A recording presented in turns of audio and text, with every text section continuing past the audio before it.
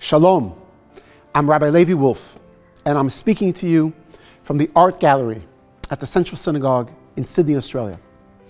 As I record this short clip, the threats from Iran towards Israel have never been more severe.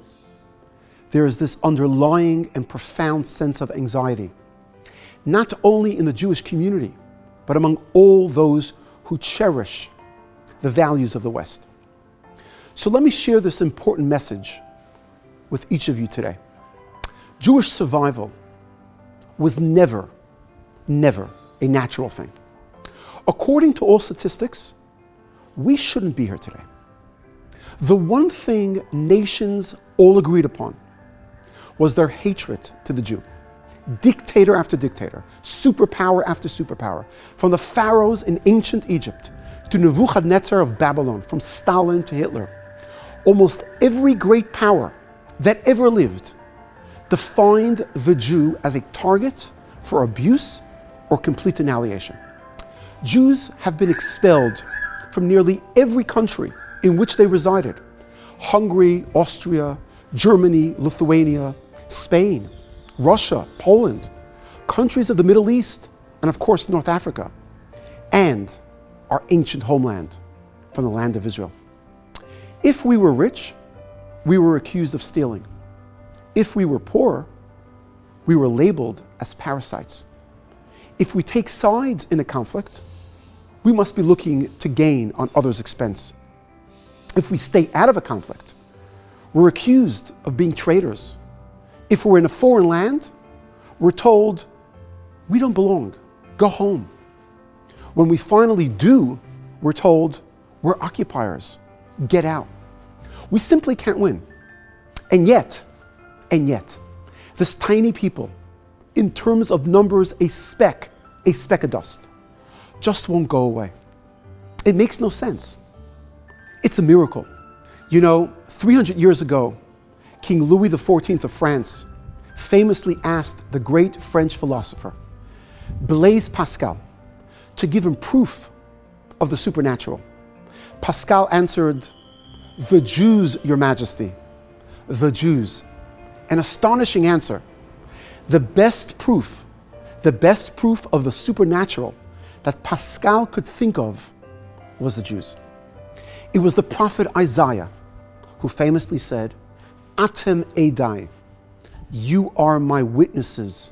The miracle of Jewish survival is testimony to God's existence. There's no other way to explain it. Our survival is miraculous. We're here only because God said so.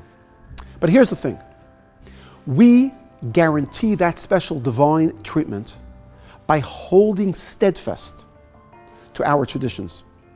When we hold on to these traditions, we're blessed with that special godly blessing of immortality that no one can explain.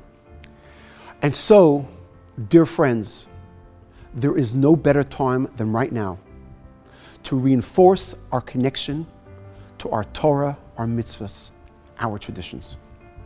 A few weeks ago, I officiated at a wedding of two families from our community here in Sydney who chose to get married in Rome.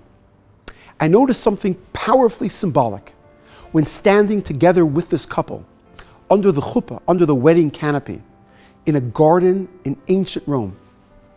Just a stone throw away from where we were was the famous Arch of Titus.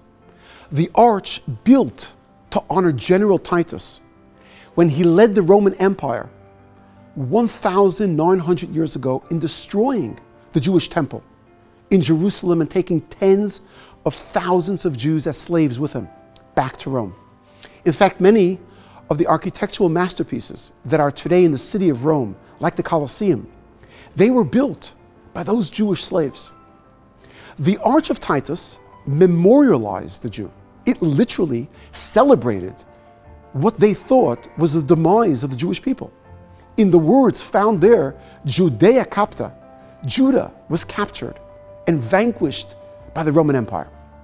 And yet, when the modern state of Israel was founded, it chose as its official emblem the image of the menorah, that is depicted on the Arch of Titus among the spoils looted from the destroyed temple.